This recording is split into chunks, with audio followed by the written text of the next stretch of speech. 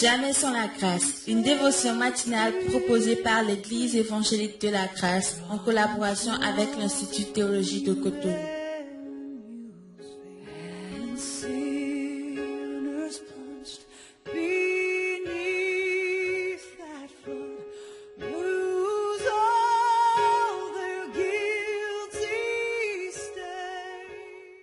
Bonjour chers amis, chers internautes, une nouvelle journée, encore une nouvelle provision. Bienvenue dans la pensée du jour. Père, merci de bénir ta parole au nom de Jésus. Amen.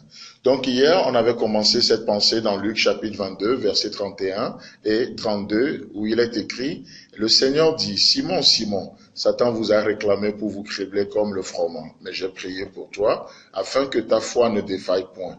Et toi, quand tu seras revenu, affermis tes frères. Amen. Donc hier, on avait fait une introduction et parlant juste de la foi. La foi, qui n'a rien à voir avec la présomption, la foi qui n'a rien à voir avec ce qu'on entend de nos jours, puisque cette foi, elle est véritable et elle sauve, elle nous connecte aux réalités invisibles et elle nous amène à être agréable à Dieu. Et justement, aujourd'hui, j'aimerais rentrer encore un peu plus dedans avec touchant un autre aspect de cette foi en question. Et j'aimerais juste voir avec vous, ce matin, une des choses que la foi n'est pas. Parce qu'on est dans un monde aujourd'hui, on parle beaucoup de ces sujets et j'aimerais vous dire une des choses. Et ce on voit ensemble ce matin, c'est que la foi n'est pas créatrice. La foi n'est pas créatrice. Qu'est-ce que j'aimerais dire par là?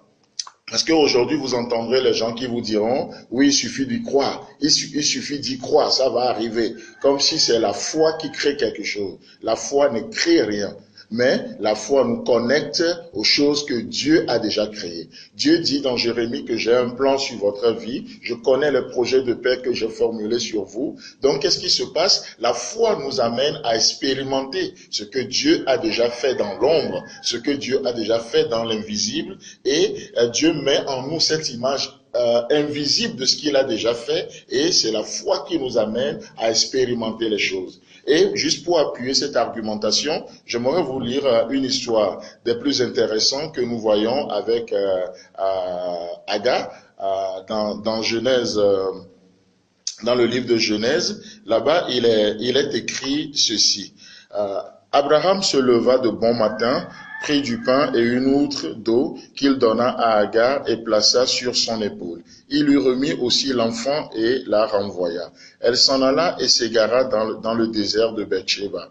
Quand l'eau de l'outre fut épuisée, elle laissa l'enfant sous des arbrisseaux et alla s'asseoir vis-à-vis à une portée d'arc, car elle disait que je ne vois pas mourir mon enfant. Elle s'assit donc vis-à-vis de lui et éleva la voix et pleura. Dieu entendit la voix de l'enfant et l'ange de l'Éternel appela du ciel Agar et lui dit, qu'as-tu Agar? Ne crains point, car Dieu a entendu la voix de l'enfant dans le lieu où il est. Lève-toi, prends l'enfant, saisis-le de ta main, car je ferai de lui une grande nation.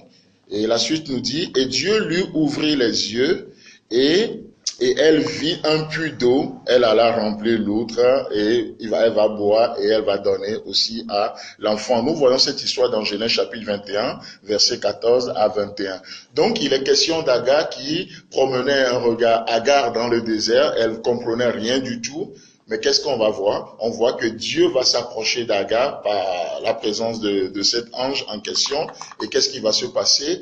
L'ange va ouvrir les yeux à Agar. Et Agar va voir le puits. Ce puits était là depuis.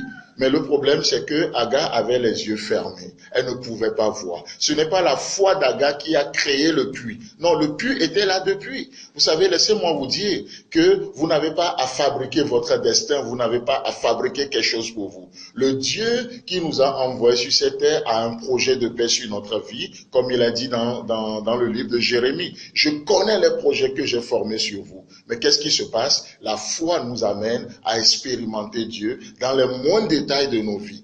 dans le moindre détail. On n'a pas à produire l'appel de Dieu sur notre vie. La foi ou pas la foi, nous rentrons dans l'appel de Dieu pour notre vie dans cette journée, justement. Et Dieu nous appelle à nous aimer les uns les autres, et c'est par la foi que nous le faisons. Dieu nous appelle à prier pour nos ennemis, et c'est par la foi que nous vivons ces réalités-là. Dieu nous appelle à faire quoi? À évangéliser, et c'est par la foi à se tourner vers les autres, c'est par la foi.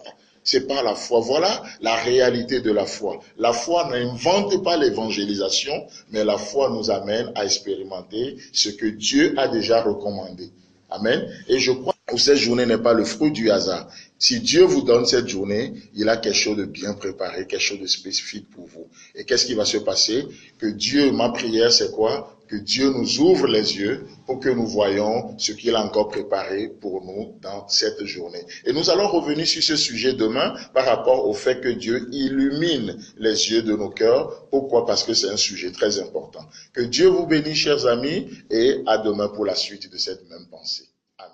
C'est tout le temps que nous avons. Si vous avez aimé cette dévotion, parlez-en à vos amis. Parlez-leur du message de la grâce et de ce qu'il fait en vous. Pour un sujet de prière, une question ou plus d'informations, contactez-nous. Téléphone 64 88 35 87 ou 96 42 69 05 ou par WhatsApp au 94 75 80 20.